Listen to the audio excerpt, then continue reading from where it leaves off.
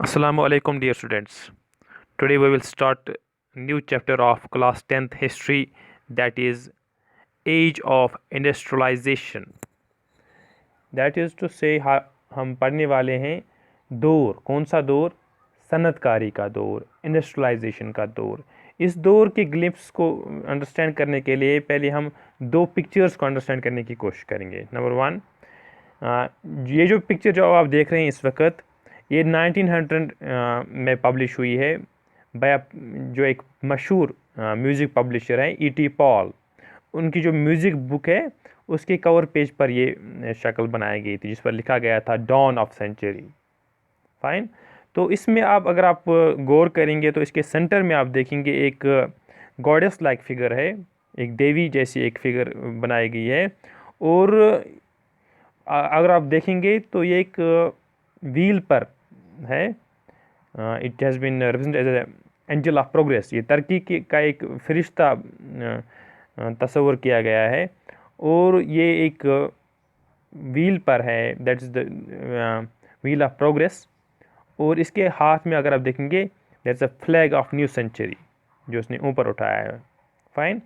तो जिस व्हील पर ये व्हील जिस पर ये इस वक्त है उसके विंग्स हैं, ये सिंबलाइज करते हैं टाइम। और इसके साथ साथ ये the lady in the middle, it's taking flight into the future, ये मुस्तकबिल की तरफ गामजन है। और इसके जो आप पीछे देखेंगे there are science of progress, निशानियां हैं, तरक्की की निशानियां हैं। जैसे वहाँ पर रेलवेज बनाई गई हैं, वहाँ पर आप कैमरा देखेंगे, मशीन्स, प्रिंटिंग प्रेस और फैक्ट्री, इन चीज़ों को आप देखें, these are science of progress, ये तरक्की की निशानियाँ हैं। This one of the figures. Fine. तो इसके बाद हम दूसरी फिगर पर कंसंट्रेट करने की कोशिश करेंगे।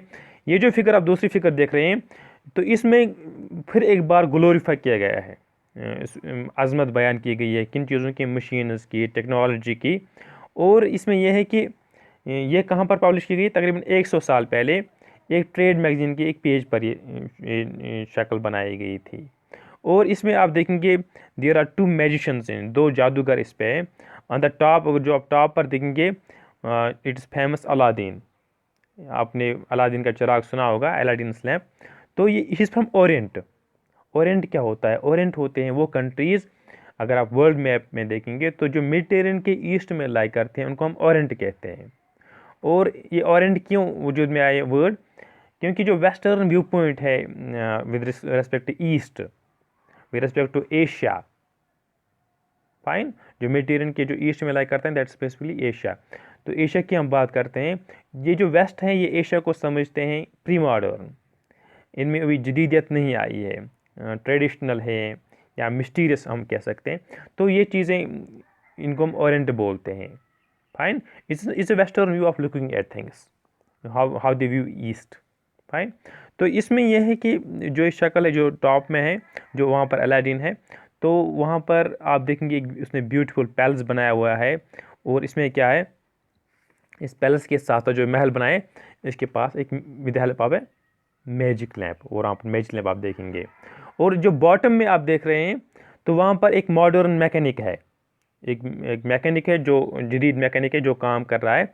और इसमें यह है कि उसके पास मॉडर्न टूल्स हैं। ये नया मैजिक है आप कह सकते हैं। जो अलादीन का मैजिक अलग मैजिक था, और जो मैजिक ये मैजिशियन जो यहाँ पर हैं दैट्स मॉडर्न मैकेनिक, जो हमारे पास मैकेनिक होते हैं। और ये बिल्ड करता है ब्रिजेस वगैरह, शिप्स, टावर्स, मीनार वगैरह, और बड़ी बड़ी sky scrapers, high rise buildings ये बनाता है। कौन? ये मैकेनिक।